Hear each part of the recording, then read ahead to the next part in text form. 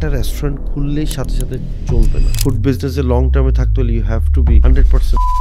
এই মুহূর্তে রেস্টুরেন্ট বিজনেসের কি অবস্থা? আমরা জাস্ট বেকারদেরকে চাকরি দিই, যতই ভালো ওয়েটার হোক অন্য কোনো রেস্টুরেন্ট থেকে আমরা নিয়ে এসে জব দিই না। ভাইয়া, আপনার এতগুলো ব্র্যান্ডের মধ্যে কোনটা সবচেয়ে বেশি রেভিনিউ জেনারেট করে, এটা কি বলা যাবে? স্টার্ট করেছি 6 জন দিয়ে, এখন ওভার 600 ইন চিটাগং। 600? রাতের 2টায় ফোন আসছে রেস্টুরেন্টে আগুন লাগছে। এরপর আমরা এটাকে নতুন ভাবে যখন স্টার্ট করেছি, রেস্টুরেন্টের নাম দিয়েছিলাম বারকোড অন ফায়ার।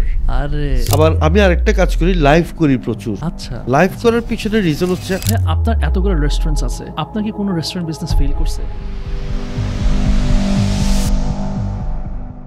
আসসালামু আলাইকুম everyone, welcome to 2 sense podcast.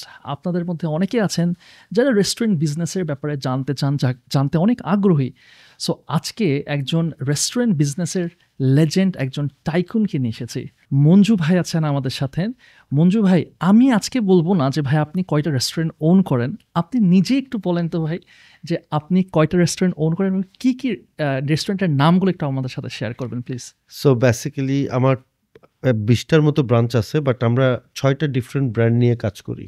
আচ্ছা, নামগুলো একটু যদি সো আমাদের একটা ব্র্যান্ড হচ্ছে বারকোড ক্যাফে, যেটা আমাদের প্রথম ব্র্যান্ড চিটাগাঙে। চিটাগংয়ে। বারকোড ক্যাফে ঢাকায়ও আছে, বনানীতে। So Barcode is our first brand, যেখানে আমরা ক্যাফে মানে প্রপার ক্যাফে রাইট, চালু করেছি, যেটার মাধ্যমে। নাইস। সো আমাদের আরেকটা ব্র্যান্ড হচ্ছে বীর চট্টলা। বীর চট্টলাতে যে আমাদের ট্রেডিশনাল বাংলা খাওয়া এবং যে চট্টগ্রামের ওয়েডিং ফুড, মানে হয় না বিয়েতে যেভাবে রান্না করে সেভাবেই আমরা রেগুলার ফুড রান্না করি। সো বীর চট্টলা হচ্ছে আমাদের সেকেন্ড ব্র্যান্ড। এবং থার্ড ব্র্যান্ডটা হচ্ছে মেজান হাইলে আয়ুন। সো মেজান হাইলে আয়ুন হচ্ছে আমাদের সবচেয়ে প্রিমিয়াম ব্র্যান্ডটা, ওই ওয়েতে যে অনেক বেশি পপুলার এটা। কারণ চিটাগংয়ের মেজবান, সারা বাংলাদেশের মানুষের একটা ইন্টারেস্ট থাকে খাওয়া নিয়ে, যাদের ইন্টারেস্ট ওরা কিন্তু মেজবানটা খুব পছন্দ করে। সো মেজান হাইলে আয়ুন হচ্ছে আমাদের থার্ড ব্র্যান্ড। এরপর আমাদের আসছে তেহরিওয়ালা, যেটাতে আমরা শুধু তেহরি সেল করি। সো ঢাকায়ও আছে, চিটাগংয়েও আছে তেহরিওয়ালাটা। সো আমাদের আরেকটা ব্র্যান্ড আছে বার্গিস্টান, যেখানে আমরা স্ট্রিট ফুড সেল করি, বেসিক্যালি ফুচকা, দোসা। বাট এখানে সবচেয়ে বড় ক্যাচ হচ্ছে আমরা স্ট্রিট ফুডগুলি হাইজেনিক ওয়েতে বানাই। আচ্ছা, সো ইউজুয়ালি তো আমরা যেটা ফুচকা স্ট্রিট সাইড থেকে খাই, ওটা হাইজেনিক ইস্যুসে অনেক প্রবলেম আছে। রাইট, সো আমরা মেক শিওর করি যেন হাইজেনিক ইস্যুসগুলি ফুলফিল মেনটেন হয়। রাইট। আর আমাদের শেষ ব্র্যান্ড যেটা, সেটা হচ্ছে ওমেরটা। ওটা একটা হাই হাই প্রিমিয়াম রেস্টুরেন্ট আমাদের, যেখানে আমরা জাপানিজ, কোরিয়ান, চাইনিজ এবং কন্টিনেন্টাল ফুড সেল করি। ভাই, আপনার এই যে এতগুলো রেস্টুরেন্টস আছে, আপনার কি কোনো রেস্টুরেন্ট বিজনেস ফেল করছে? হ্যাঁ, আমার একটা রেস্টুরেন্ট বিজনেস ফেল করছে বললে এটা লাকের উপর ছিল। আমাদের একটা রেস্টুরেন্ট ছিল, রেস্টুরেন্ট করেছিলাম আমরা, রেডি ছিল, একদম রেডি, পরের দিন ওপেন হওয়ার কথা ছিল। রাত্রে আমাদের সব কাজ কমপ্লিট করে পরের দিন সকালে ওপেনিং হওয়ার কথা ছিল রেস্টুরেন্টটা। তো বাসায় গেলাম, রাতের 2টায় ফোন আসছে রেস্টুরেন্টে আগুন লাগছে। সো রেস্টুরেন্টে আগুন লেগে পুরো শেষ, মানে একদম গন, লং গন, কিছুই পাই নেই, জিরো। আমি আপনাকে ছবিগুলি দেখাবো, ছবিগুলি দেখে বুঝলেন একদম কয়লা পুরোটা। সো এটাকে ফেল বললেও বলতে পারি, আবার পুরোপুরি ফেল বলা যায় না, বিকজ এটা তো কিছু করার ছিল না, ন্যাচারাল ডিজাস্টার। সো যেটা আমাদের ওই ডিজাস্টারটা কাটানোর জন্য একটা খুব স্মার্ট আইডিয়া করেছিলাম আমরা। পরে যখন এটা অনেক দিন পড়েছিল, আবার চালু করা অনেক এক্সপেন্সিভ ছিল, একটা বিশাল ধাক্কা খেয়েছি তখন। এরপর আমরা এটাকে নতুনভাবে যখন স্টার্ট করেছি চিটাগংয়ে, তখন জাপানিজ রেস্টুরেন্ট ছিল না, পুরো জাপানিজ ফুড ছিল না। তখন আমি চিন্তা করলাম এটাতে জাপানিজ ফুড চালু করব, এবং রেস্টুরেন্টের নাম দিয়েছিলাম বারকোড অন ফায়ার। আরে সো বারকোড অন ফায়ার নাম দেওয়াতে it was very exciting for people in Chittagong. Like সবাই খুব এক্সাইটেড ছিল, বারকোড অন ফায়ার, লাইক ওই ব্রাঞ্চে যেটাতে আগুন লাগছে, বাট ডাবল মিনিং, একটা হচ্ছে barcode on fire. So it was super hit again, এবং then it was super hit এবং খুব ভালো ছিল, ভালো চলছিল। এর মধ্যে আমাদের চিটাগং, আপনি জানেন, একটা ফ্লাইওভার হয়েছিল। ফ্লাইওভারের কাজ ধরাতে রোডটা একটু বন্ধ ছিল কিছুদিন, ওই রোডে আসা যাওয়ার পথটা বন্ধ হয়ে গেছিল। তখন আমরা ওইটা বন্ধ করে দিয়ে অন্য জায়গায় শিফট করেছি। আর বিল্ডিংয়ের মালিকানাও চেঞ্জ হয়, কিছু জিনিস ফেভার করেনি। ওই একটা রেস্টুরেন্টে আমরা একটু সাফার করেছি, আদারওয়াইজ আমরা অনেক প্ল্যান করে রেস্টুরেন্ট করি, যেটাই করি অনেক স্পেশালাইজড মানুষ নিয়ে, লাইক আমরা অনেক অ্যানালাইসিস করি, সব কিছু এমনভাবে করি যেন কোনোভাবে ফেল না হয়। সো আলহামদুলিল্লাহ সোফার উই ডিডন্ট ফেল। ভাইয়া এই রেস্টুরেন্ট বিজনেস এবং এই ব্র্যান্ডস এগুলো বাদে আপনার কি আরো কোনো বিজনেস আছে? সো আমার ফ্যামিলি বিজনেস আছে অন্য, and Mohammad plastic, basically and Mohammad group হচ্ছে আমাদের ফ্যামিলির বিজনেস। সো এন্ড মোহাম্মদ গ্রুপের আন্ডারে আমাদের ডোরসের ফ্যাক্টরি আছে, প্লাস্টিক ফ্যাক্টরি আছে, পিভিসি পাইপ ম্যানুফ্যাকচার করি আমরা। বাট আমি fully concentrated with my food business, because আমি মনে করি food business is very very challenging. আচ্ছা, when you are into food business, if you want to do it dedicatedly এবং passionately, right. then I think ফুডের বাইরে অন্য বিজনেসের সাথে ইনভলভ থাকলে it's very very difficult. So I choose to do only food business, that's it. So এই জায়গাটা যেহেতু আপনার ফ্যামিলি বিজনেস আছে এবং এই জায়গাটা তো মানে আপনি তো দেখতে পারতেছি যে একদম ফুললি ফোকাসড অন ফুড। এমন হয় না যে কি, যেহেতু আপনি অনেক বছর ধরে ব্যবসা করতেছেন, যে অনেক অপরচুনিটিস আসে, অনেক ট্রেন্ডস আসে, সো আপনি কখনো ওই ডাইভার্জ আছে না যে আরও কয়েকটা বিজনেস থাকুক আমার পোর্টফোলিওতে, এরকম কি কোনো চিন্তা হয়নি? এরকম অনেকবার অনেক প্রপোজাল কিংবা অনেক অপরচুনিটি আসছে আমার লাইফে, যেখানে আমি ইনভেস্ট করলে ফুড থেকে আরও বেশি কুইক রিটার্ন পেতাম। I could do that, but আমি ওটা থেকে নিজেকে দূরে রেখেছি অনলি বিকজ আমার মনে হচ্ছিল, যেটা বলছিলাম সেটাই, যে if you are into food business right. You should be into this business, because এটা অনেক সেন্সিটিভ বিজনেস। এখানে অনেকগুলি issues you have to follow up and you know progress যদি ঠিকমতো ধরে রাখতে হয়, then you should be more concentrated into this আমি বিজনেস। আসলে এই জিনিসটাই আমি খুব বেশি আগ্রহী জানার জন্য, কারণ আমি দেখেছি যে সবাই না এই রেস্টুরেন্ট বিজনেস দিতে চায় এবং রেস্টুরেন্ট বিজনেস দিয়েই ম্যাক্সিমাম মানুষ ফেল করে, মানে ভয়াবহ লেভেলের ফেল করে, কত মানুষের কত টাকা নষ্ট হয়েছে। তাহলে ভাইয়া এই জায়গাতে কেন আপনার মনে হয় যে কি এত মানুষ রেস্টুরেন্ট বিজনেসে আসতে চায় এবং ফেল করে, আর কেন আপনি এতগুলা, শুধু একটা তো বিজনেস দাঁড় করাইছেন প্লাস আরও রেস্টুরেন্ট বিজনেস খুব সফলভাবে দাঁড় করাচ্ছেন, হোয়াটস দ্য ডিফারেন্স? সো আমি মনে করি এই বিজনেসটাতে অনেক ফেম আছে এখন, যারা বিজনেস করে দেয়ার আর লটস অফ ফেম সাথে, I mean it's very lucrative business. So সবাই এখানে ইনভেস্ট করতে চায়, কিন্তু ইনভেস্ট করার আগে ওরা প্রপার প্ল্যান নিয়ে আসে না। যেমন ফুড বিজনেস, যদি আমরা বিজনেস নিয়ে কথা বলি, ফুড বিজনেস আদিতম একটা বিজনেসের মধ্যে একটা, যেসব বিজনেস শুরু থেকে স্টার্ট হয়েছে, ফুড বিজনেস তাদের মধ্যে অন্যতম। এই বিজনেসে এখনও অনেকগুলি ডিফারেন্ট সেক্টর আছে, অনেকগুলি অপরচুনিটি আছে। যেমন if you look at barcode, আমরা চিটাগংয়ে যখন ক্যাফে করেছি তখন চিটাগংয়ে কোনো প্রপার ক্যাফে ছিল না আসলে। ইয়েস। সো চিটাগংয়ে প্রথম আমেরিকানো, ক্যাপেচিনো, ল্যাটে বারকোড ক্যাফেই সার্ভ করা শুরু করেছে। So we took the opportunity. চিটাগংয়ে রেস্টুরেন্ট কম ছিল না, ছিল, বাট ক্যাফে ছিল না। দেন আমরা মেজবান হাইল আইন করলাম। চিটাগংয়ের রেস্টুরেন্ট শত শত ছিল, মেজবানও বিক্রি করতে হয়তো বা সপ্তাহে 1 দিন কিংবা 2 দিন, সপ্তাহে 7 দিন মেজবান করবে সেরকম কেউ ছিল না। ওয়াও। আমি ওই জায়গায় হাত দিয়েছি। বীর চট্টলাতে যেমন আমরা বিয়ে বাড়ির খাওয়া রেস্টুরেন্টে কখনো সেল হয়নি আগে, আমরা শুরু করেছি। স্ট্রিট ফুড রেস্টুরেন্টে কেউ সেল করতো না, স্পেশালি হাইজেনিক ওয়েতে। সো আমরা সেটাও করেছি।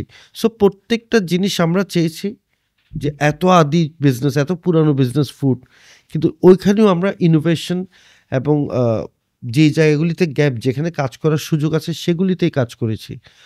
সেকেন্ড যে প্রবলেমটা থাকে, যে ধরেন প্রপার নলেজ থাকার একটা ব্যাপার থাকে।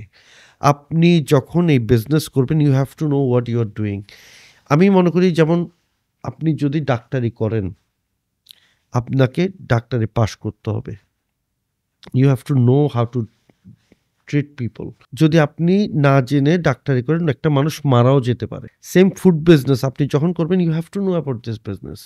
If you don't know, you have to have somebody with you যে এই বিজনেস সম্পর্কে জানে, যার এক্সপিরিয়েন্স আছে, যে জানে হাইজেনিক ইস্যুসগুলি কীভাবে মেনটেন করতে হয়, যে চ্যালেঞ্জেসগুলি আমাদের ফেস করতে হয় সেই চ্যালেঞ্জেসগুলি কীভাবে ফেস করতে হবে।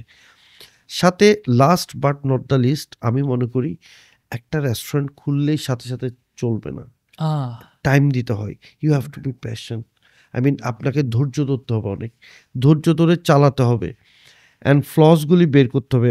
বেশিরভাগ ক্ষেত্রে দেখা যায় আমি 6 মাস 7 মাস চালালাম, প্রপারলিও চালাচ্ছি না, কিন্তু আশাহত হয়ে বন্ধ করে দিচ্ছি। এবং আরেকটা প্রবলেম হয় এটার সাথে রিলেটেড, যখন আমি একটা রেস্টুরেন্ট করি, ধরেন আমার রেস্টুরেন্টটা চলছে না, তখন আমার করা উচিত কনসেন্ট্রেশনটা আরও বাড়ানো উচিত। কিন্তু যখন চলছে না তখন আমি আশাহত হয়ে কনসেন্ট্রেশনটা কমে ফেলছি। আমি চিন্তা করি আচ্ছা একটু চলুক, তখন আবার মনোযোগ দিয়ে দেখবো বিজনেসটা। So these are the issues যেটার জন্য বেসিক্যালি রেস্টুরেন্ট বিজনেসে অনেকে আসে কিন্তু সবাই সার্ভাইভ করতে পারে না। আমার কাছে মনে হয় কি ভাই, আরেকটা যে ট্রেন্ডটা দেখেছি, আপনি আপনি আরও ভালো জানেন যে রেস্টুরেন্ট বিজনেসটা কাইন্ড অফ একটা ট্রেন্ডি বিজনেস বলা যায়, যে সবাই এভরিওয়ান থিংস যে হ্যাঁ আমি পারবো করতে। আপনি বলেন যে নলেজটা দরকার, রিসার্চটা দরকার, প্রিপারেশন দরকার, প্ল্যানিং দরকার। অনেকে দেখছি কি যে এরকম করে যে আচ্ছা ঠিক আছে দোস্ত তুই রেস্টুরেন্টের বিজনেস দে, বা অমুক একটা একজন কলিগকে বলেন আপনি দেন, আমি ইনভেস্ট করব, আমি নাই, মানে অপারেশনসে আমি নাই। সো এইটা আপনার কাছে মনে হয় যে এটা অনেক মানে এভাবে এটা অনেক রিস্কি, যে আমি অপারেশনসে নাই, মানে কেন জানি মনে হয় যে রেস্টুরেন্ট বিজনেস শুরু করলেই আমার লাভ হয়ে যাবে, কারণ ও বারকোড তো করতেছে, সো আমিও করি।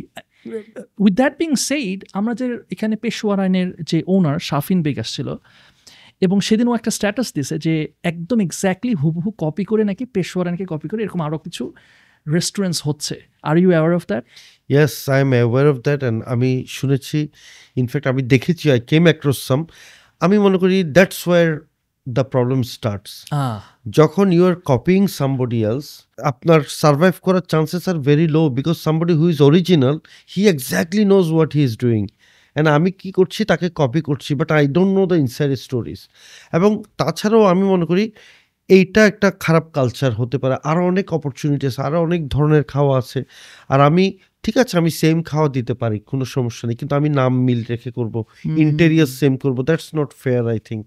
এবং আমার মনে হয় ওইখানে দেখা যায় যে স্পেশালাইজড যে ওর সাথে তো যে কপি করে আসছে তার মধ্যে একটা ডেফিনেটলি বড় ডিফারেন্স থাকবেই। আমার কাছে মনে হয় কি যে হচ্ছে বলে না, ইমিটেশন ইজ দ্য কি জানি বেস্ট ফ্ল্যাটারি, একটা কথা আছে না, যে আমার কাছে মনে হয় যে কেউ যদি কপি করে সে কিন্তু নিজের ব্র্যান্ডকে উঠাচ্ছে না, সেটা হচ্ছে অরিজিনাল ব্র্যান্ডকে। যে আমি যখন দেখতেছি সবাই নাইকির কপি কিনতে চাচ্ছে, তার মানে কি নাইকির অরিজিনাল ব্র্যান্ডের ভ্যালু এত বেশি যে আমি এখন কপি কিনতেছি।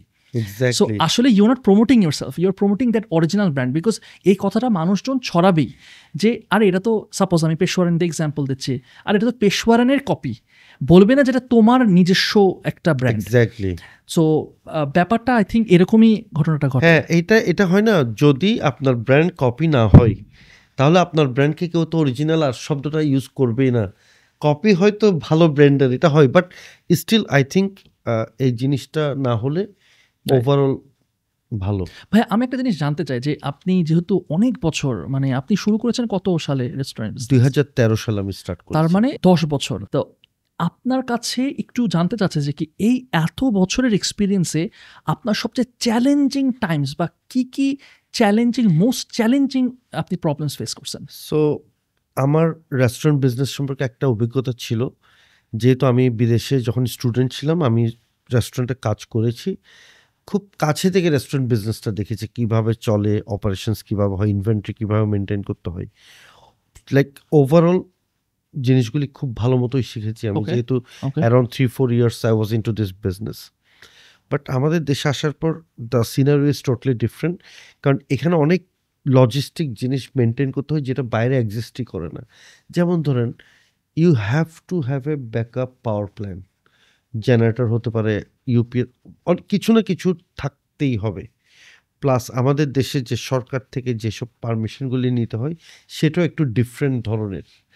আই মিন এখানে কিছু কিছু জিনিস অনেক রেস্টুরেন্টও না, যারা নতুন আসছে জানেও না, নলেজেও নাই, বাট এখন অনেক বেশি আমরা যারা পরে এসে সাফার করেছি, আমরা উই মেক শিওর যারা নতুন রেস্টুরেন্ট করছে ওদের সাথে কমিউনিকেট করি আমরা, তোমরা এইসব জিনিসগুলি কি মেনটেন করছো কিনা। So things are quite easier for the new businessman এখন যারা আসছে, বাট আমাদের সময় অনেক ডিফিকাল্ট ছিল 10 বছর আগে। সো আরেকটা চ্যালেঞ্জ হচ্ছে you know social media is very powerful এখন। ওকে। সো দেখা যায় উই ট্রাই টু স্যাটিসফাই 100% মানুষকে যারা আসে। অনেক সময় দেখা যায় কোনো না কোনো কিছু প্রবলেম হতে পারে, তখন দেখা যায় সোশ্যাল মিডিয়াতে এটা ডিফারেন্টভাবে প্রেজেন্ট করা হয়। ওকে। আর এছাড়া বিভিন্ন অর্গানাইজেশন থেকে তো আমাদের কাছে অনেকগুলি প্রেশার আসে। সো এগুলি এখন সবচেয়ে বড় চ্যালেঞ্জ। আসলে হ্যাঁ, জি। ও ওয়াও! মানে তাহলে ট্যাকেল করেন কিভাবে বা এই যে জিনিসগুলো? ট্যাকেল করা ভেরি ডিফিকাল্ট। কারণ অনেক আমি সময় আমরা রিসেন্ট টাইমস আমরা দেখতে পারতেছি অনেক ঘটনা ঘটছে Exactly. রেস্টুরেন্ট বিজনেসকে সারাউন্ড করে। হ্যাঁ, যেমন সুলতানস ডাইনের একটা দেখলেন রাইট, কিছুদিন আগে। Right, right. পরে প্রমাণ হলো যে দিস আর অ্যাবসলিউটলি ফেক। কিন্তু দেখেন একটা ঘটনা কিন্তু একটা ব্র্যান্ডকে ড্যামেজ করে দেয় অনেক সময়। সো আমার মনে হয় এগুলাই এখন সব, যেগুলি চ্যালেঞ্জ হওয়ার কথাই ছিল না কোনোভাবে, সেগুলাই এখন চ্যালেঞ্জ। এখন ধরেন অনেক সময় এটা দেখা যায় যে বিজনেসে আমার মনে হয় সব জায়গায় ফেয়ার কম্পিটিশনটা হয় না। অনেক সময় দেখা যায়, বেশিরভাগ ক্ষেত্রে দেখা যায় আপনি খুব ভালো করছেন, I want to do better, I will work hard, I will work better, আমি আরও বেটার করব। আরেকটু ওয়ে কি, আমি এতটুকুই পারছি করতে, আমি আপনাকে ড্যামেজ করে আমি ভালো করব। So this are the challenges we go through. কিন্তু আমার মনে হয় আমাদের ব্যক্তিগত যে রেপুটেশন বা ব্র্যান্ডের যে রেপুটেশন, সেটাকে কনসিস্টেন্ট রাখতে যদি পারি, এই চ্যালেঞ্জেসগুলি থেকে আমরা ডেফিনেটলি বের হতে পারি। আচ্ছা ভাই, যদি ধরেন সুলতান স্তাইনের সাথে যেটা হয়েছে সেটা তো আমরা মোটামুটি সবাই জানি, এবং জিনিসটা খুব ইন্টারেস্টিং যে একটা সময় সবাই ট্রোল করছিল সুলতান স্টাইনকে এবং বিশ্বাস করছিল যে এই ঘটনাটাই সত্য। মুহূর্তের মধ্যে সেই জিনিসটা পাল্টে যায় এবং সবাই আচ্ছা এটা ফেক। আচ্ছা, এইরকম সিচুয়েশনে যদি আপনি পড়তেন, আপনি কি করতেন? ইনফ্যাক্ট আমি পড়েছি ওরকম সিস্টেম, Seriously? ওরকম একটা সিচুয়েশন আমিও পড়েছি কিছুদিন আগে। বাট লাকিলি আমার যেখানে প্রসেস হয় মিট বা যেসব জায়গায় রান্না হয়, প্রত্যেকটা জায়গায় সিসিটিভি লাগানো ছিল। So at least I could come on live এবং আই কুড প্রুভ যে বারকোড কোনোভাবে মানুষকে, আমাদের কাস্টমারকে ঠকাই নেই আমরা। So that help me a lot. আমার মনে হয় আমরা যেটা করি সবসময় আমাদের সব কিছু রেকর্ডেড রাখি।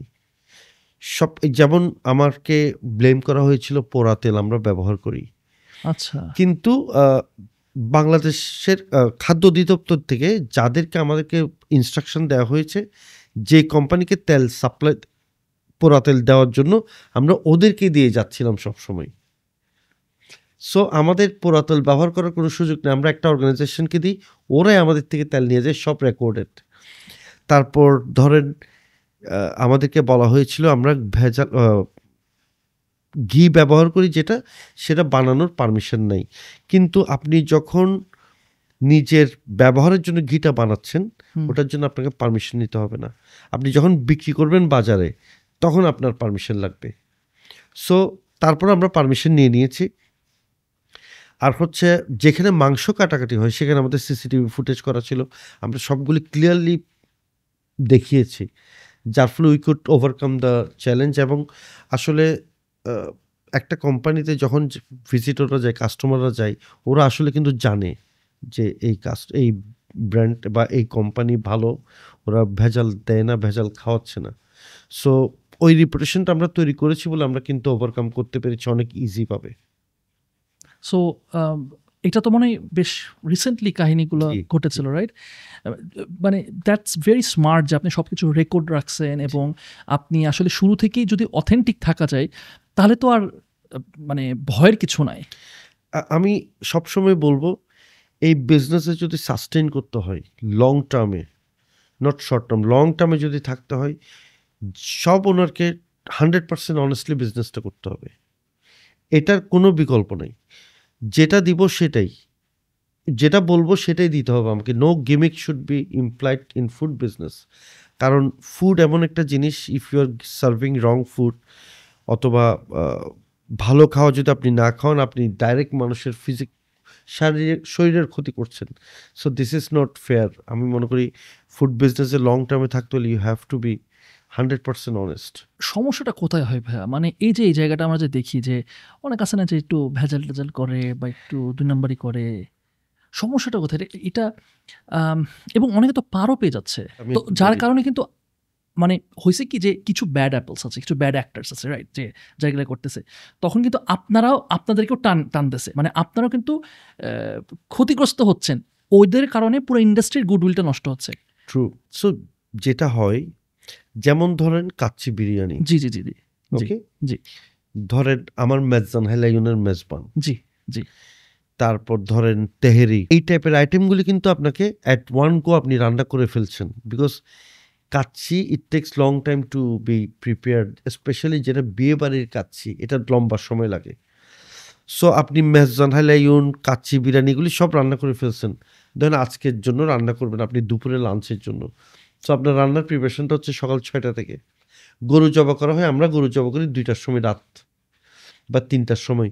সকাল 6টা বাজে থেকে প্রসেসিং শুরু হচ্ছে। ধরেন ওই দিন দেশে একটা অবরোধ কিংবা ওয়েদার খারাপ হয়ে গেল হঠাৎ করে, তাহলে আপনার একটা বিশাল ডিজাস্টার। আপনি এই খাওয়া সেল করতে, লাইক সেল করে যেটা সেল, মানে যে প্রফিটটা করতেন, আর আপনার যে খাওয়াটা নষ্ট হবে ওইটা ধরেন আপনার 10 দিনের প্রফিট বা 15 দিনের profit. Some company, some people, they can't afford to do it, যে এই খাওয়াটা বিলি করে দিবে কিংবা কিছু একটা করবে, সেল করবেন, এটা করার ভেরি ডিফিকাল্ট। সো অনেক সময় টু সারভাইভ এই জিনিসটা হচ্ছে। বাট এক্সট্রিম লেভেলের, আমি মনে করি যে এক্সট্রিম লেভেলের ভেজাল আমার মনে হয় এখন নাই, যেহেতু অনেক বেশি অভিযানগুলি হচ্ছে, প্লাস মানুষ এখন অনেক সচেতন, হুম অনেক কম হচ্ছে। বাট এটা ঠিক, লাইক খাওয়া অনেক সময় দেখা যায় রয়ে গেছে, রাত্রে কাচ্চি বিরিয়ানি রয়ে গেছে 50টা, হয়তো বা তখন এটা পরের দিন সেল করতে, এই টাইপের ভেজালটা বা এই টাইপের right right right right right right. বেশি হচ্ছে। আচ্ছা ভাইয়া, এই যে ফুড ডেলিভারি কোম্পানি অনেকগুলো আছে, আমি নাম না বলি, তো এখানে যে একটা এটা আমি শুনেছি যে এটা মেজর পার্সেন্টেজ রাখে। আপনি ভালো বলতে পারবেন যে পার্সেন্টেজটা কত, কত জায়গায় বলে 20%, 25%, 30%। সো এই যে একটা মেজর একটা চাঙ্ক, একটা পার্সেন্টেজ রেখে দিচ্ছে, এটা কি আপনার কাছে মনে হয় যে এটা আপনি কিভাবে দেখেন, যেটা কি আপনাদের আসলে খুব ক্ষতি হয়ে যাচ্ছে, নাকি এটা আপনার ওভারঅল বিজনেস আরও বাড়াই দিচ্ছে, প্রফিট মার্জিন কম হচ্ছে কিন্তু আপনার ওভারঅল একটা মানে কি বলবো রেভিনিউটা বাড়তেছে বা প্রফিটটা ওভারঅল বাড়তেছে, এটা কিভাবে দেখেন? এই ডেলিভারি কোম্পানিগুলিতে আমরা সবাই থাকতে চাই, বিকজ আমরা এই চাঙ্কটা মিস করতে চাই না। আচ্ছা কিন্তু সত্যি বলতে কি এখান থেকে প্রফিট বের করা ভেরি ডিফিকাল্ট। এখন আমরা যেটা ভাবি, সব রেস্টুরেন্ট ওনাররা, I am not talking about Barcode, যে কোনো রেস্টুরেন্ট ওর ভাববে আমি যদি ডেলিভারি কোম্পানিগুলির সাথে না থাকি তাহলে আমার একটা সেলের চাঙ্ক মিস হচ্ছে, আমার কম্পিটিটর একটা অ্যাডভান্টেজ পাবে। কিন্তু আবার থাকলেও যে এই সেল করে আমার কোনো বেনিফিট হচ্ছে তা কিন্তু না। বিকজ ধরেন একটা বড় ব্র্যান্ড, ওর থেকে কিন্তু কমিশন কম নিচ্ছে, হয়তো বা বড় ব্র্যান্ড থেকে 20% নিচ্ছে বা 15 to 20% নিচ্ছে। ছোটোখাটো ব্র্যান্ডগুলি থেকে 30 to 40% পর্যন্ত কমিশন নিচ্ছে।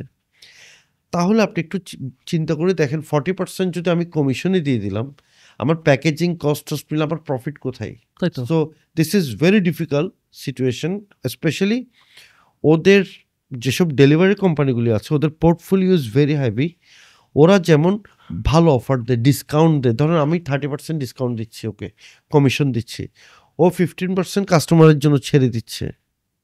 সো কাস্টমার আমার থেকে ডাইরেক্ট অর্ডার না দিয়ে ডেলিভারি কোম্পানিকে অর্ডার দিচ্ছে, কারণ সে কিন্তু টাকাটা বার্ন করছে, আমার টাকা বার্ন করে ওর পোর্টফোলিওটাকে রিচ করছে। এবং আজকে 2023 সাল, 2033 সালে আমাদের সব রেস্টুরেন্টগুলির পোর্টফোলিও এক করলেও ডেলিভারি কোম্পানিগুলির পোর্টফোলিওর সাথে আমরা পারবো না। তখন ওরা আমাদেরকে কিন্তু আরও বেশি প্রেশার দিবে কমিশনের জন্য, কারণ আমরা তখন দেখা যাবে মানুষ এত বেশি অভ্যস্ত হয়ে যাচ্ছে এই ডেলিভারি কোম্পানিগুলির উপর, আমরা তখন ডাইরেক্ট বিজনেসগুলি পাওয়াটা ভেরি ডিফিকাল্ট হবে। এবং একটা দুইটা ডেলিভারি কোম্পানি ওরা নিজস্ব কিচেনও শুরু করেছে। So this is alarming situation আমি মনে করি, because this should be win win situation. Delivery কোম্পানিও সার্ভাইভ করতে হবে, রেস্টুরেন্টগুলিকেও সার্ভাইভ করতে হবে। এখানে আবার আরেকটা পয়েন্ট আমি একটু ওদের ডিফেন্সে আমি যদি একটু বলি, যে যেরকম আপনাদের অলরেডি ব্র্যান্ডিং, আপনাদের ভেরি স্ট্রং ব্র্যান্ডিং আপনাদের, একটা জিনিস কাজ করে কি, যে যেমন আমি ফুডপান্ডাতে প্রায় সময় অর্ডার করতাম, এখন চেষ্টা করতেছি একটু ডায়েট করার জন্য, একটু কমাই দিছি অর্ডার করা। বাট এমন হয়েছে যে কি এমন কিছু ব্র্যান্ডস আমি পেয়েছি যেখানে আমি ফিজিক্যালি আমি জানতাম না যে ব্র্যান্ড এক্সিস্ট করে, রেস্টুরেন্ট এক্সিস্ট করে, আমি আইডিয়াও ছিল না। নাম্বার ওয়ান, আমি কখনো খাইও নি এরকম, কিন্তু আমি দেখছি রেটিং খুব ভালো। আমি একটা এক্সাম্পল দিই। আমি হইতেছি খুব ওয়াফেল দেখতেছি যে খুব হাইপড। তো আমি দেখতেছি যে কয়েকটা নাম খুব পপুলার, কিন্তু আমার এরিয়াতে ওই ব্র্যান্ডসগুলো নাই। আমি একটু ওয়াফেল ট্রাই করে দেখি তো, আমি তো আগে এভাবে ট্রাই করিনি। তো একটা নাম আসলো, আমি দেখলাম রেটিং 4.1, অর্ডার রিভিউ আছে 500 বা এরকম 200, মানে বেশ ভালো একটা মানুষ রিভিউ দিছে, অর্ডার দিছে। আমি ট্রাই করে দেখি। আমি যখন ট্রাই করছি আমার কাছে খুব ভালো লাগছে, এবং আমি কিন্তু ওই এরিয়াতে যারা ফ্রেন্ডস বা যারা আছে সবাই বলছি এটা খুবই ভালো, এটা তো আসলেই ভালো। দ্য মোমেন্ট আমার ভালো লাগছে, আমি কিন্তু যদি কখনো এমন হয় যে আমি ওই এরিয়াতে ওয়াফেল খেতে হবে রেস্টুরেন্টে বসে ফ্রেন্ডসদের সাথে বা আমি একা খাই, আমি কিন্তু ওই ব্র্যান্ডের কাছে যাবো। আমি খুঁজে গুগল, তারপর নেক্সট স্টেপ কী হবে আমার, আমি গুগলে খুঁজবো যে আচ্ছা এটা দেখি তো, এইটার নাম একটু সার্চ করে দেখি। ওখানে 2টা ব্র্যান্ড ছিল।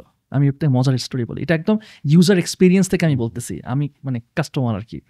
2টা ব্র্যান্ড ছিল, একটা রেটিং ছিল 3.7, একটা ছিল 4.1। আমি 3.7 থেকে অর্ডার দিছি, 4.1 থেকে অর্ডার দিছি। 3.7টা আমার ভালো লাগেনি, 4.1 যেটা সেটা আমার অ্যাকচুয়ালি লেজিট ভালো লাগছে। তো কিন্তু যখন একটা ফ্রেন্ডের সাথে ডিসকাশন চলছে তখন আমি বলতেছি কি আমার না ওইটা ভালো লাগছে 4.1। ওরা বললো আমাদেরও এইখানে এই এরিয়াতে এই 4.1 যেটা নাম না বলি এটাই best. You see the thing is that, যে আমার কাছে এটা মনে হচ্ছে আমার যদি রেস্টুরেন্টের বা ফুডের কোয়ালিটি ভালো থাকে, হয়তো বা এখান থেকে এরকম হতে পারে যে আমার প্রফিটটা আসতেছে না, বা এখান থেকে আমি অ্যাকচুয়ালি বার্ন করতেছি বা আসতেছে না। বাট আপনার কাছে কি মনে হয় না যে কি হয়তো ইনডিরেক্টলি ওইটা আপনার কাস্টমার হওয়ার একটা সুযোগ দিচ্ছে? সেজন্যই সবাই আমরা ওখানে থাকছি। ওকে, মানে এই অ্যাডভান্টেজটা পাওয়ার জন্যই কিন্তু আমরা বিভিন্ন ডেলিভারি কোম্পানিগুলির সাথে থাকি।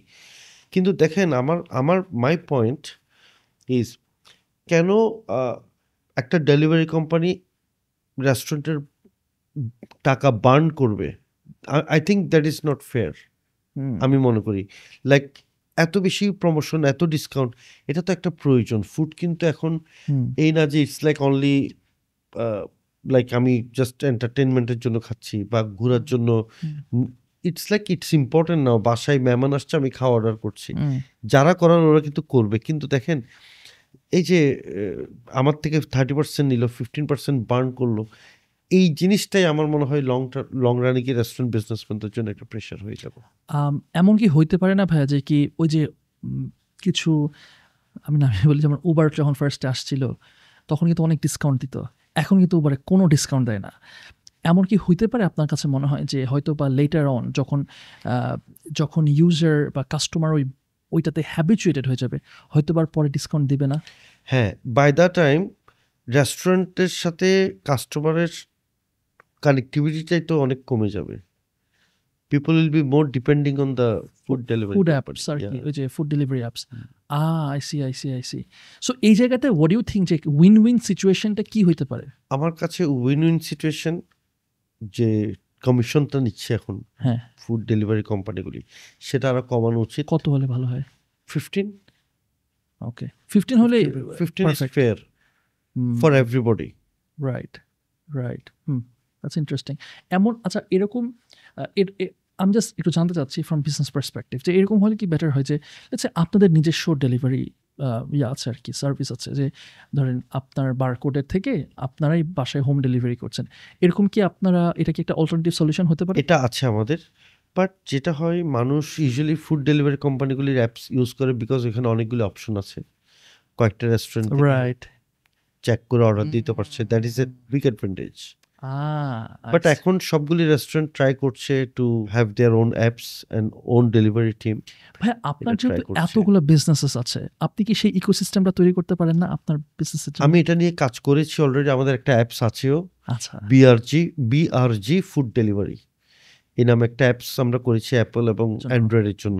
অ্যাপল আর অ্যান্ড্রয়েডের জন্য, দুই জায়গার জন্য করেছি। গুড রেসপন্স, তাই? অলরেডি 7,000-8,000 ইউজার আছে আমাদের। Wow, really? আলহামদুলিল্লাহ। ওয়াও, এটা আপনাদের আরো প্রমোশন করা উচিত। হ্যাঁ, হ্যাঁ? এখন আমরা একটু গুছাচ্ছি আর একটু সার্ভারটা আর সবকিছু ওভারঅল পারফরমেন্স যেন আরো বেটার হয়, সেটা নিয়ে আমরা কাজ করছি এখন। That's great. ভাই, I want to know another thing, সেটা হচ্ছে কাস্টমার সার্ভিস। যে জায়গাটা আমি দেখেছি যে কি অনেকেই ল্যাক করে, যে কাস্টমার সার্ভিসটা একটু খারাপ হয়ে যায়, যে এই জায়গাটা আপনি কিভাবে এনশিওর করেন যে কাস্টমার সার্ভিসটা একদম টপ নচ হয়? এটা একটা কন্টিনিউয়াস প্রসেস। আমার মনে হয় ওয়েটাররা আছে বা যারা সার্ভিসে কাজ জি, করে জি, জি। ওদেরকে রেগুলার ফলো আপে রাখতে হয়। এভরিডে সেশন নিতে হয়। এভরিডে আপনার ব্রিফিংগুলি খুব ভালো করে করতে হয়। Barcode is very successful on customer service issues. আমরা আমাদের উইকলি ক্লাসেস হয়, এক্সাম হয়। তাই? হ্যাঁ, উইকলি ক্লাসেস এক্সাম হয়? এক্সামও হয়, এক্সাম হয় মান্থলি, বাট আপনার উইকলি ক্লাসেস তো হয় ৩টা-৪টা মানে ক্লাস এটা হয়। হইতেছে আপনাদের যে স্টাফ আছে তাদের হ্যাঁ, জন্য? তাদের জন্য। সো এই জিনিসটা কিভাবে আপনার মাথায় আসলো, বা এই জিনিসটা আপনি কিভাবে আসলে করেন? মনে করেন আমার একটা রেস্টুরেন্ট বিজনেস আছে। আমিও চাই আমার স্টাফদেরকে, আমার টিম মেম্বার্সদেরকে আমি ট্রেন আপ করতে চাই, এবং আপনার মতো আমিও উইকলি অ্যাসেসমেন্ট, ট্রেনিং, এগুলা কিভাবে এই জিনিসটা করা যেতে পারে? কিভাবে করছেন? শুনেন, আমাদের এটা করতেই হয়, কারণ আমাদের রেস্টুরেন্টে আমাদের একটা পলিসি ছিল একদম শুরু থেকেই। সেটা হচ্ছে আমরা কোনো অন্য রেস্টুরেন্টে জব করে ওয়েটার কিংবা চাকরিতে আছে, কোনো একটা ধরনের চাকরিতে আছে, ওরকম মানুষকে আমরা চাকরি দিই না। সো আমরা যেটা করি, আমরা জাস্ট বেকারদেরকে চাকরি দিই। মানে হয় না, এটা একটা ছোট জিনিস, বাট এটার মাধ্যমে আমরা সোসাইটিতে একটা ইমপ্যাক্ট ফেলতে পারি। সো আমরা যেটা করি, অনলি বেকারদেরকেই আমরা খুঁজে বের করে চাকরি দিই। সো বেকারদের তো ট্রেনিং ইজ মাস্ট। সো আমাদের ওখানে আপনি গেলে দেখবেন ৩ ধরনের ব্লু টি শার্ট পরে, ব্লু, রেড অ্যান্ড ব্ল্যাক। যখন কেউ এন্ট্রি লেভেল আসে সে ব্লু টি শার্ট পরে, এবং তার তখন ট্রেনিংটা চলে, ক্লাসগুলি করতে থাকে ও, হাঁটা থেকে শুরু করে এভরি সিঙ্গেল ডিটেলস আমরা শিখাতে থাকি। তারপর যখন একটা লেভেল ক্রস করে তখন রেড টি শার্ট পরে। সো ওরও চ্যালেঞ্জ থাকে একটা, আমি ও কোথায় যেতে চাই। সো টি শার্ট, এরপর হচ্ছে ফুল শার্ট পরবে ফাইনাল লেভেল, তার মানে হি ইজ একদম। সো আমাদের যেটা হয়, এখন যারা ব্ল্যাক টি শার্ট পরে আছে ওরা কিন্তু সবাই একসময় ছিল, এবং বাংলাদেশের বিভিন্ন কর্নার থেকে মানুষজন আসে চাকরির জন্য। রাজশাহী, পঞ্চগড়ের লোক পর্যন্ত চাকরি করে। They came here just for this job. চিটাগাংয়ে? চিরগংয়ে, হ্যাঁ। সো আমরা আমরা এটাতে একদম স্ট্রংলি মেনটেন করি যে শুধুমাত্র বেকারদেরকে চাকরি দেব। যতই ভালো ওয়েটার হোক, অন্য কোনো রেস্টুরেন্ট থেকে আমরা নিয়ে এসে জব দিই না। এটা আসলে সত্যি কথা বলে বাহবা দেওয়ার মতো। যেহেতু বাংলাদেশে একটা চাকরির অনেক সংকট, এবং সেখানে আপনারা স্কিল আপ করতেছেন বেসিক্যালি একদম জিরো থেকে। কাজ এখানে আপনাদের এফোর্টটা বেশি দেওয়া লাগতেছে। আপনি অন্য অনেক রেস্টুরেন্ট থেকে, বেশি। তাই না? কিন্তু আমরা যেটা করি, আমরা কিন্তু স্যালারিও স্ট্যান্ডার্ডটাই মেনটেন করি। ও বেকার বলে, সিরিয়াসলি? হ্যাঁ, বেকার বলে আসছে একদম লো স্যালারি, ওইটা না। থাকা, খাওয়া, চিকিৎসা, তিনোটা জিনিস আমরা ফ্রি দিচ্ছি। মানে একদম 100% চিকিৎসা, যত বড় অপারেশন হবে হোক, যত এক্সপেন্সিভ ট্রিটমেন্ট হবে হোক, থাকা, খাওয়া, চিকিৎসা, এই 3টা জিনিস আমরা। থাকার সিস্টেমটা কিভাবে করেন? আপনারা কি এটা মেসে আমরা আমাদের নিজস্ব স্টাফ কোয়ার্টার আছে। আমাদের অনেক সময় দেখা যায় স্টাফ কোয়ার্টারের জায়গা হচ্ছে না, তখন ওদেরকে আমরা ওদের ঘর ভাড়াটাই দিয়ে দিই। যে ভাড়া দিয়ে ও থাকে ওইটাই দিয়ে দিচ্ছি আমরা ওদের।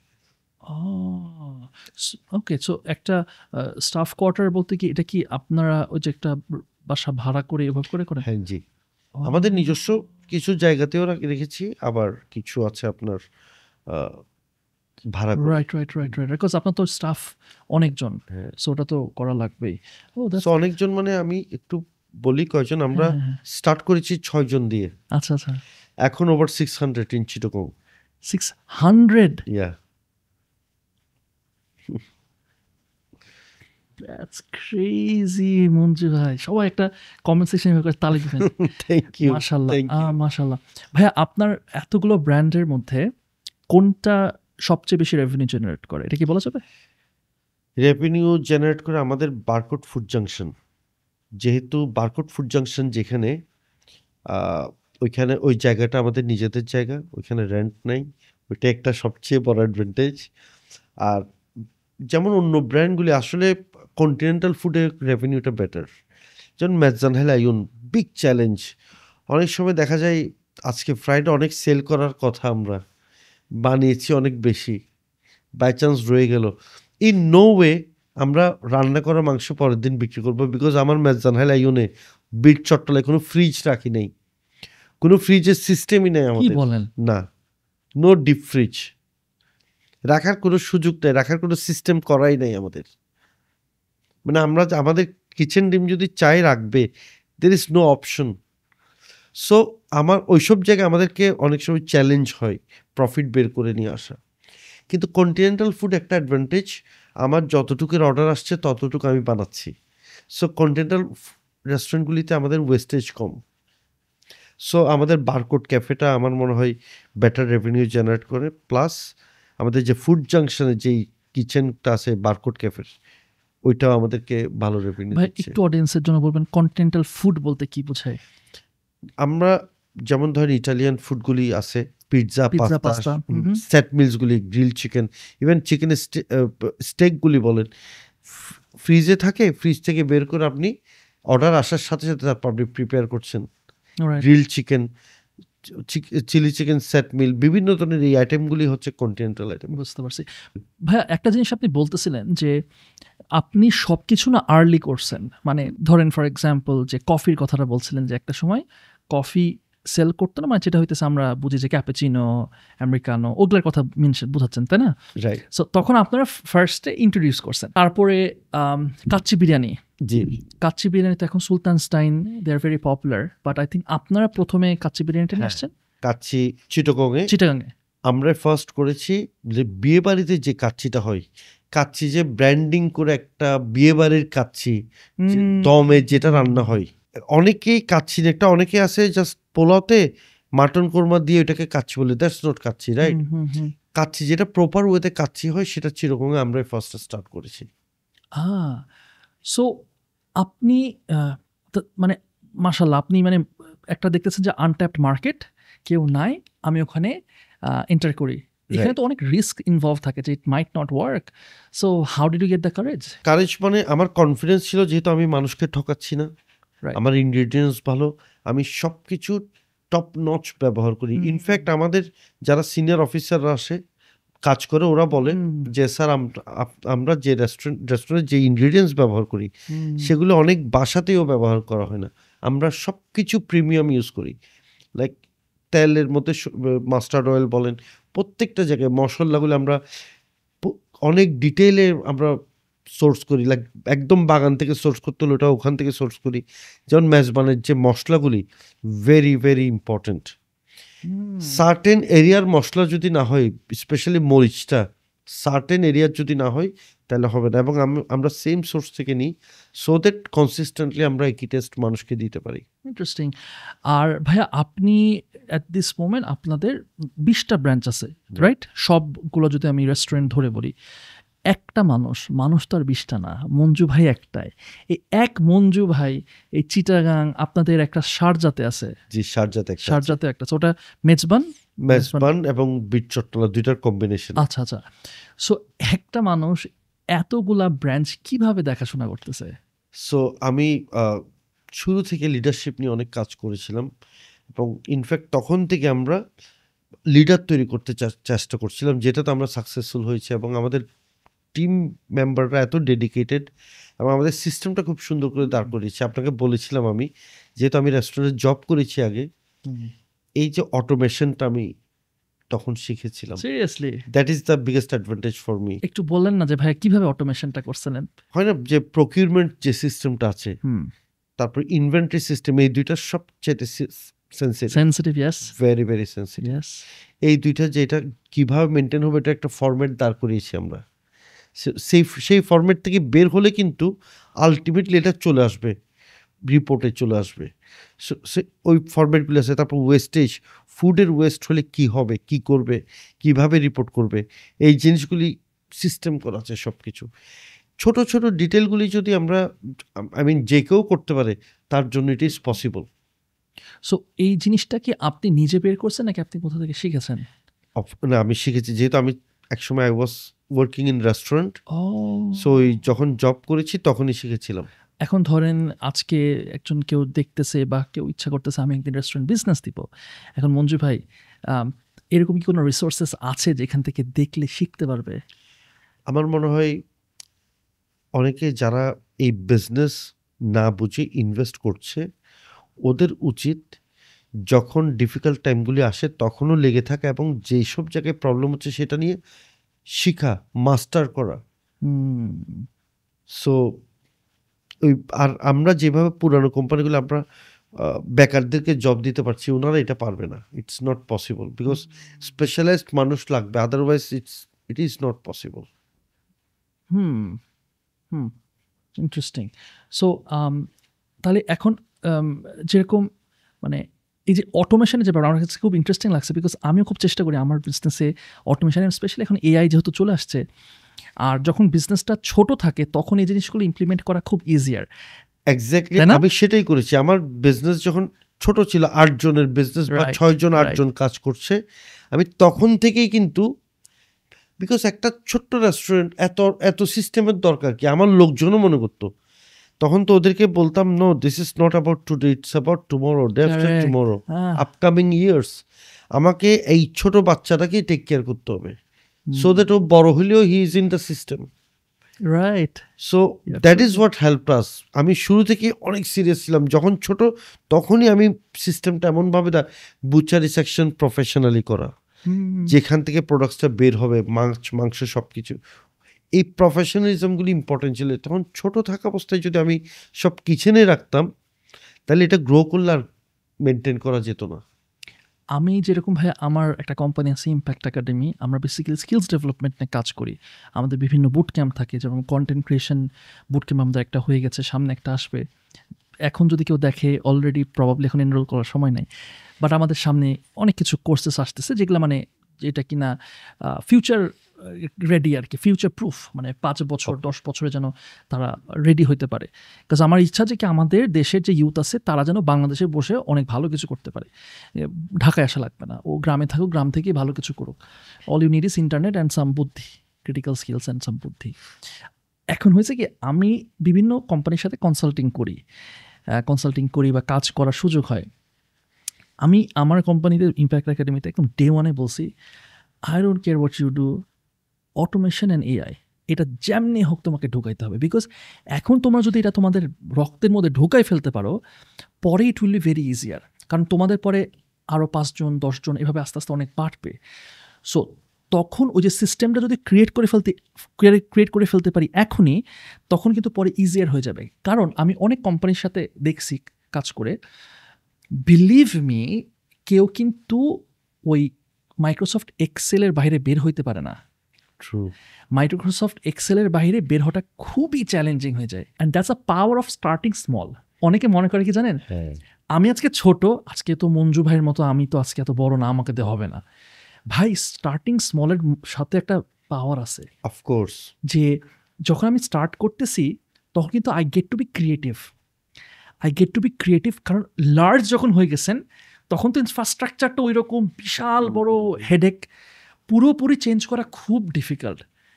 তো যারা মানে হু আর স্টার্টিং স্মল, তাদের জন্য এই জিনিসটা অনেক বড় একটা অ্যাডভান্টেজ যদি এই জিনিসগুলো আমরা ইমপ্লিমেন্ট করতে পারি আর কি। So true. যদিও টপিকটা আমরা রেস্টুরেন্ট বিজনেস নিয়ে কথা হচ্ছিল, বাট আমার কাছে মনে হয় যে এটাও অনেক বেশি ইম্পর্টেন্ট, বিকজ এই জিনিসটা আসলে it doesn't matter which business you are in, whether you are in restaurant business or whatever business you are in. এবং দেখা গেছে যে বলা হইতেছে যে কি এইটা আমরা যেটা দেখতেছি, দিস ইজ লাইক নাথিং, মানে দিস ইজ জাস্ট মানে আইফোন 3 আমার এখন দেখতেছি। এখন আইফোন আপনার 15 ইউজ করেন, 15 হলে তখন কি হবে? So definitely there are some dangers of AI, no doubt about it, but আমাদেরকে যতটা ফাস্ট বা যতটা ইকুইপড করতে পারবো, বা যে যত বেশি ইকুইপড করতে পারবে, তখন অনেক কিছু চেঞ্জ হয়ে যাবে, শিফট হয়ে যাবে। আচ্ছা, আমি ইমেল মার্কেটিং করবো কি করবো না, একটা ছোট্ট একটা এক্সাম্পল দিই আমার ফিল্ডের। এখন ইমেল মার্কেটিং বাংলাদেশে পপুলার না, no one does email marketing, no one does, because আমাদের একটা কি চিন্তা যে ইমেল মার্কেটিং করবো না, কারণ হচ্ছে ইমেল মার্কেটিং, ইমেল তো কেউ পড়ে না, আমি কিসের জন্য ইমেল মার্কেটিং করতে যাবো, শুধু উদয় টাকা নষ্ট। তো আমি গতবার একটা ক্যাম্পেইন করছিলাম, ইট ওয়াজ গুড প্রফিটেবল ক্যাম্পেইন, মানে ভালো রেভিনিউ আসছিল ওই ক্যাম্পেইন দিয়ে ইমেল মার্কেটিং করে। আমি যখন হিসাব করে দেখলাম, যে yes, email marketing is very effective but very under utilised. ওই যে আপনি যেটা বলেন না যে কফির এক্সাম্পল, যে কফি হচ্ছে এখন কেউ সার্ভ করছে না, because everyone things what, coffee তো কেউ খাবেই না। আমার রাজশাহীতে সেম কাহিনী ভাই, বিশ্বাস করেন ভাই, রাজশাহীতে ধরেন 5-6 বছর 7 বছর আগে বা 10 বছর আগের দিকে রেস্টুরেন্টে যে কেউ খাবে, এটা নো ওয়ান কুড হ্যাভ ইম্যাজিনড। কেন বলি, আমি জানি না আপনার ক্ষেত্রে এরকম হয়েছে কিনা, আমার আব্বুরা যেটা করতো আর কি, আম্মুরা তো করতে কোথাও জায়গায় যদি আমি ঘুরতে যেতাম তো আম্মু নিয়ে যেত, একটা চা হইতেছে একটা কেটলিতে করে নিয়ে যেত, যে ওইখানে হয়তো বা চা করতেছে বা স্যান্ডউইচ নিয়ে গেল, ওইখানে হইতেছে আমরা খাইতেছি। তো ওদের একটা চিন্তা হইতো যে এটা আগের জেনারেশন মানুষের চিন্তা ছিল যে কেন হুদাই 100-150 টাকা খরচ করবো এই ফ্রেঞ্চ ফ্রাইয়ের জন্য, আলুর জন্য এত কেন খরচ করবো, আলুর দাম 30 টাকা 40 টাকা whatever the price was back then, যে না এটা তো খরচ করার কোনো মানে হয় না, আমি আলু ভাজি করেই নিয়ে আসবো, ফ্রেঞ্চ ফ্রাই বাসায় বানিয়ে নিয়ে আসবো, রাইট? এই যে একটা শিফট হয়েছে ওই সময়, কিন্তু যেটা সবসময় একটা জিনিস কাজ করে, যেটা আপনার সাথে you are very good example of that, যে ওই যে যেহেতু নাই সেহেতু কাজ করবে না, কফি যেহেতু নাই সেহেতু কাজ করবে না। ভাই আমি কিন্তু এভাবেই করে আমার চ্যানেল ওপেন করছিলাম, যে বিজনেস বা মার্কেটিং চ্যানেল যেটা আমি খুলছিলাম, কেউ নাই এখানে, কেউ এই ফিল্ডেই নাই, তার মানে কি কাজ করবে না?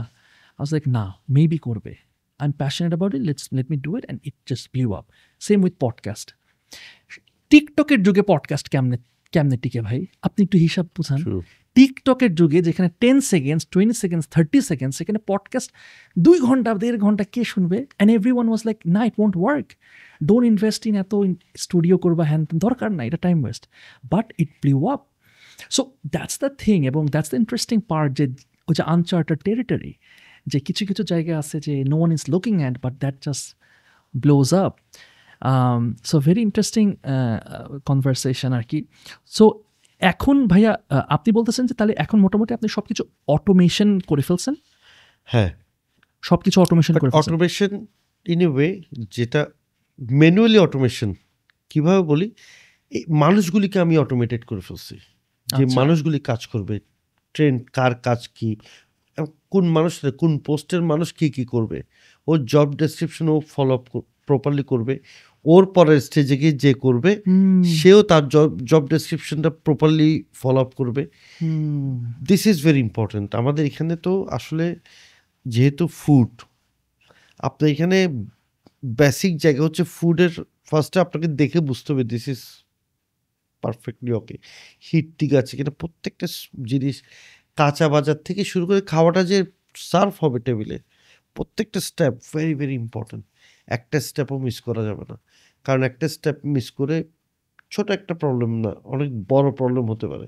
সো আমরা মেক শিওর করি আমরা প্রত্যেকটা স্টেজ অটোমেটেড থাকে, যার যেটা দায়িত্ব রবটের মতো সে ওইটা পালন করবে, নেক্সট জনকে সাপোর্ট দেবে, ওইটা ওইভাবেই চলতেছে। সো দ্যাটস হাউ, যেটা বলছিলাম তুমি, আমি একা মানুষ এতগুলি রেস্টুরেন্ট কিভাবে, এটা প্যারা লাগে না ভাই? কষ্ট লাগে না?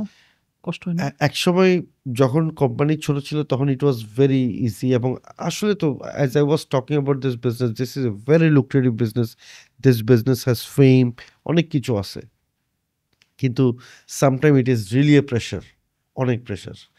লাইক আমরা যখন you guys are having fun on your holiday, আমরা তখন তাকে হাইয়েস্ট প্যারাতে। সো হয় না, মানুষ সবাই হলিডের সময় তো আরো প্রেশার আমাদের রেস্টুরেন্টগুলিতে, মানে স্পেশালি ঈদের সময় কথা বলছেন না? হ্যাঁ, ঈদ, ফ্রাইডে, ও ফ্রাইডে, রাইট, স্যাটারডে, এইসব দিনগুলিতে আমাদের বিজনেস একটু প্রেশার। আপনি ঈদের সময় কি করেন? বেসিক্যালি আমাদের রেস্টুরেন্টগুলিতে তো অনেক ধর্মের মানুষ আছে, ওকে, বুদ্ধিস্ট আছে, হিন্দু আছে, মুসলিম আছে, বাট আমরা আমাদের এই বিজনেসে যারাই আসে, যেহেতু আমরা সবগুলি ফ্রেশ মানুষ নিই, ফ্রেশ মানুষকে জব দিই, আমরা আগেই ওদেরকে আইডিয়া দিই দিস ইজ আ জব যেখানে তোমার পার্সোনাল লাইফ বলে কিছু নাও থাকতে পারে, দেখা যাবে ঈদের দিনও তোমার ডিউটি করতে হতে পারে, সব কিছু আমরা বলেই নিই। সো আমরা যেটা করি, আমাদের যেমন একটা রোজার ঈদ, একটা কোরবানির ঈদ, রোজার ঈদে এক গ্রুপ ছুটি পাই, কোরবানির ঈদে আরেক গ্রুপ ছুটি পাই। সো ওইভাবে ব্যালেন্স করি। আর নন মুসলিমরা সবাই ডিউটিতে থাকে, মুসলিমদের মধ্যে 2টা ভাগ করি আমরা।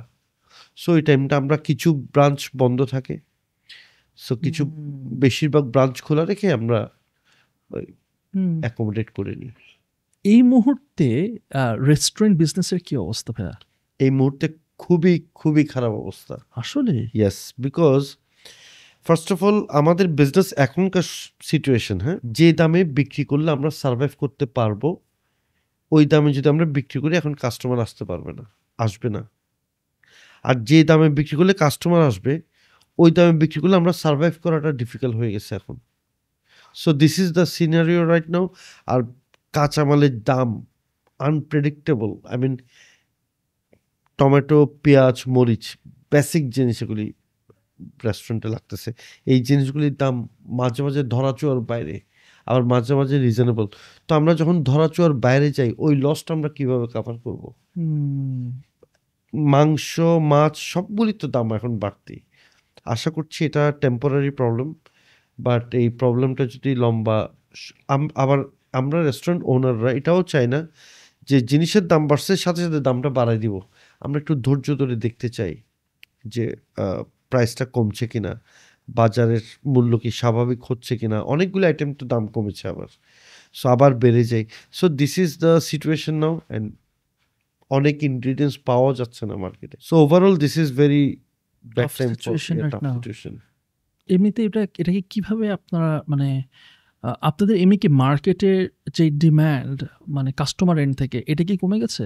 আমার মনে হয় বাইং ক্যাপাসিটি নিয়ে একটু প্রবলেম তো হচ্ছে। লাইক অনেক সময় দেখা যাচ্ছে 100 জন আসার কথা 100 জনই আসছে, বাট রেভিনিউ ইজ লেস। আবার হরতাল, অবরোধ এগুলি হলে তো 50%-এর থেকে কমে যায় সেল। কিন্তু আপনি যদি একটা মাসে 4 দিন খারাপ ব্যবসা করেন, 4টা ফ্রাইডের মধ্যে 2টা ফ্রাইডে খারাপ ব্যবসা করেন, 6 দিন যদি এইভাবে চলে যায় তাহলে তো you are in deep problem. Right. So এই মুহূর্তে ধরেন যে সাপোজ কেউ যদি স্টার্ট করতে চায় বিজনেস, সেক্ষেত্রে আপনার কি মনে হয় কত ক্যাপিটাল নিয়ে স্টার্ট করতে পারে? It depends. Basically, capital restaurant business location is a big factor. If you are starting off in Khulshi বা নাসিরাবাদ একরকম।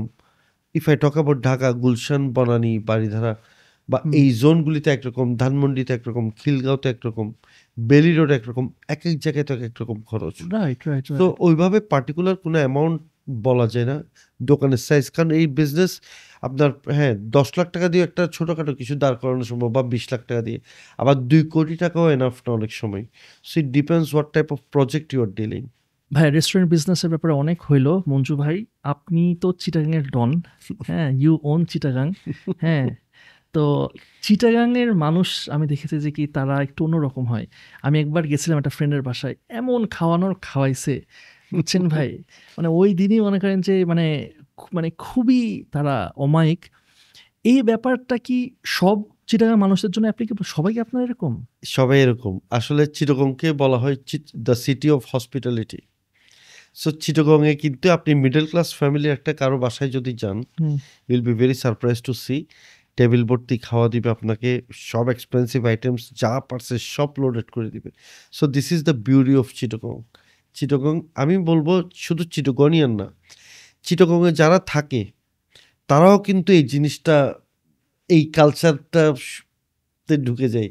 I mean it's not about যে চিটাগনিয়ান হইতে হবে, যারা চিটাগং অনেকদিন ধরে থাকে তারাও কিন্তু এটাই চিটাগংয়ের কালচার। ও ওয়াও।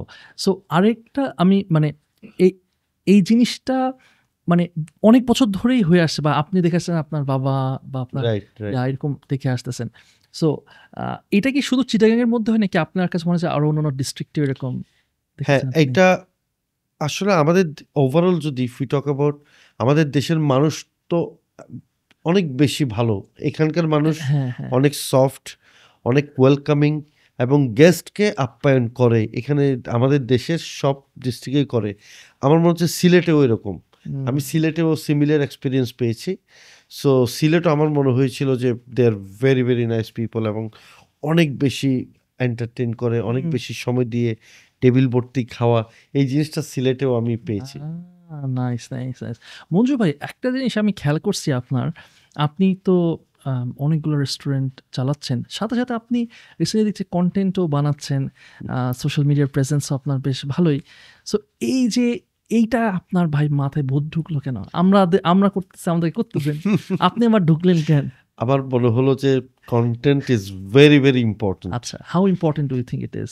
সো এটা এইভাবে শুরু হয়েছিল, একবার আমার একটা নতুন আইটেম স্টার্ট করবে, জি, তো নতুন আইটেমটার আমি একটা স্টোরি দিয়েছি আমার ফেসবুক অ্যাকাউন্টে। ওকে। এবং ওই জিনিস ওই আইটেমের জন্য অনেকেই আসছে পরের দিন এবং ওই story same দেখে? শুধু স্টোরি দেখে। তখন আমার মাথায় ক্লিক করলো ওয়াই নট, এটা তো ভালোই। দেন আরেকদিন একটা ফালুদা আমরা স্টার্ট করব, আমি একটা স্টোরি দিয়েছিলাম সুন্দর করে। আমি এদিকে ফালুদা যে বানাই তাকে বলে রাখলাম আজকে আসতে পারে, আমি স্টোরি দিছি, তুমি কিছু প্রিপারেশন রাখো। এবং the response was very good এবং ওই দিন ভালোই সেল হয়েছে ওই আইটেমটা। Wow. এরপর থেকে আমি মনে হলো যে না ওয়াই নট। আর আমার হয় না একটু ফ্রি থাকলে তখন একটু এডিট করে ভিডিও ছোট ছোট ক্লিপ বানাই, আই এনজয় দ্যাট। সো এইটা তার মানে আপনি এই জিনিসটা খুব এনজয় করেন যে Right. যে যেহেতু আপনি তো নিজেও একজন food lover, foodie, right? I believe যে আপনার ইয়া ভেরি মাচ, এই Very জন্য much. তো এই অবস্থা। না, but you still look so handsome ভাই, লাইক সিরিয়াসলি। যে আবার আমি আরেকটা কাজ করি, লাইভ করি প্রচুর। আচ্ছা, লাইভ আচ্ছা, করার আচ্ছা। পিছনে রিজন হচ্ছে আমার ফুড যেটা লাইক আমার হয় না এডিট করে কোনো একটা কন্টেন্ট করলাম, ওটাতে অনেক কিছু ডিপ মানুষের মনে হতে পারে এটা এডিট করা, লাইক ছোট ছোট ক্লিপ পরে পোস্ট করছি, বাট লাইভ হলে ওরা রিয়েল টাইম ভিডিওটা দেখছে।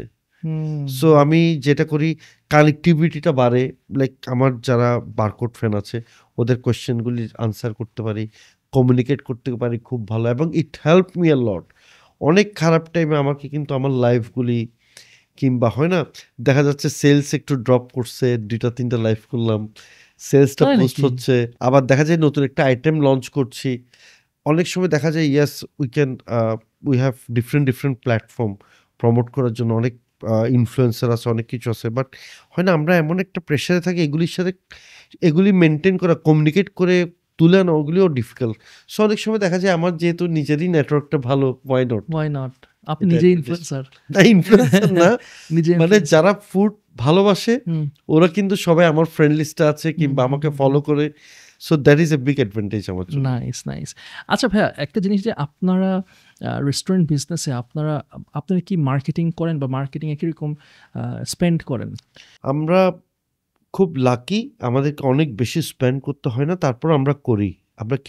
আমরা একটা লিড বাংলাদেশ নামে একটা কোম্পানি আছে, ওদের সাথে আমরা কাজ করি, ওরা আমাদের কন্টেন্টগুলি বানিয়ে দেয়, ছোটোখাটো জিনিসগুলি করে, অ্যাস্থেটিক পোস্টগুলি করে দেয়।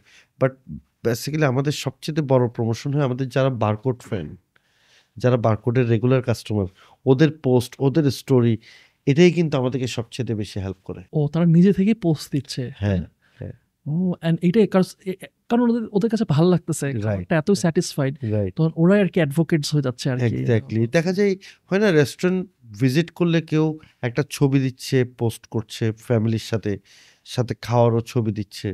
So Right. That is very important promotion, যেটাকে আমরা অনেক বেশি কাউন্ট করি। হুম।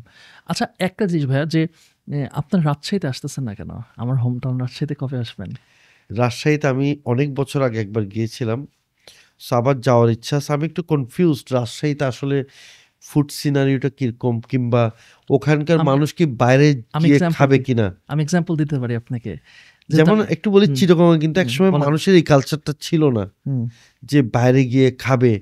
আমরা যদি চাইনিজ খেতে যেতাম ছোটবেলায়, আমরা তো 10 দিন আগে জানি অমুক তারিখ অমুক মাসের আমরা চাইনিজ খাবো, মানে এটা একটা স্টোরি ছিল, বিশাল ব্যাপার হ্যাঁ, ছোটবেলায়। হ্যাঁ, হ্যাঁ, হ্যাঁ, জি, So, জি, জি। এখন তো ওরকম ব্যাপার না। আর আমরা রেস্টুরেন্টে কোন ড্রেস পরে যাব, কি পরে কিভাবে যাব, we plan that way.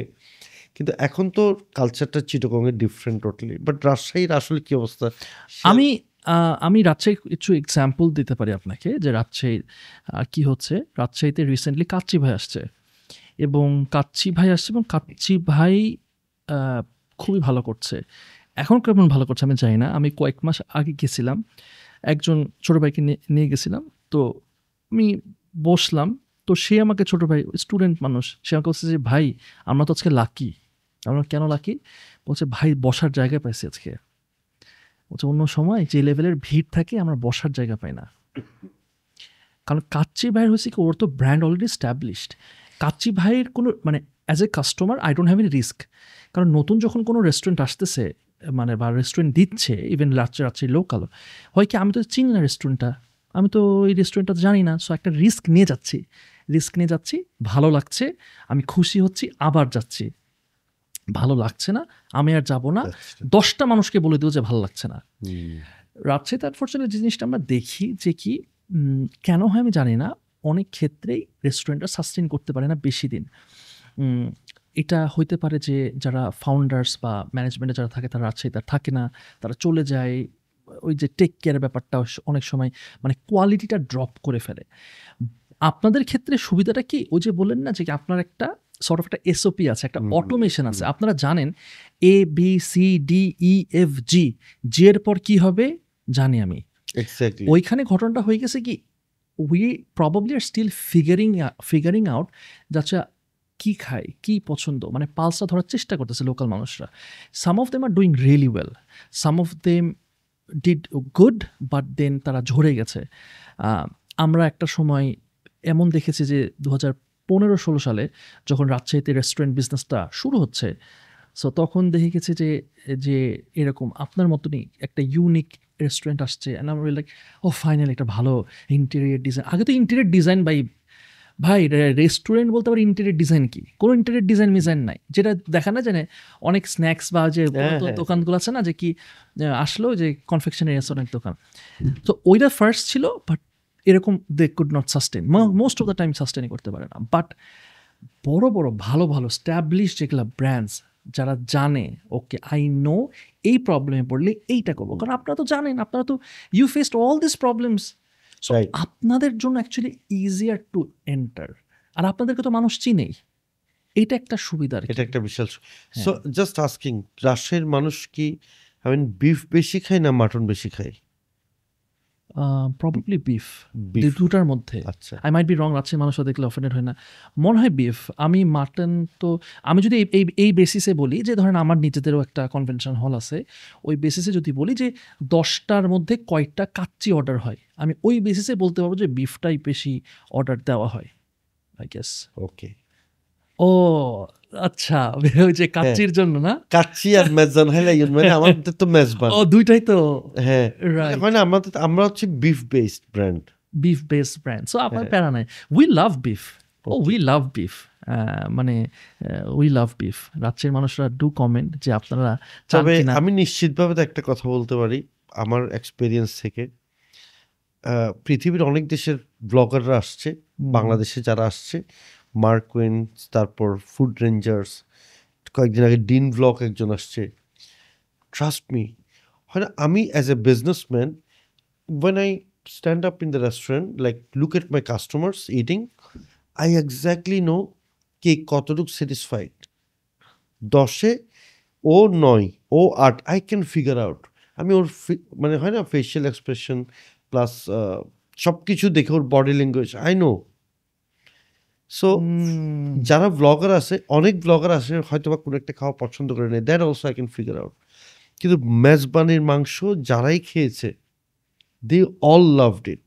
Food Rangers বলছে যে I have tried beef in different format, but this is one of the best format I have ever tried. এবং ও কিন্তু পরেও আমার সাথে কমিউনিকেশনস আছে, এখনও আছে।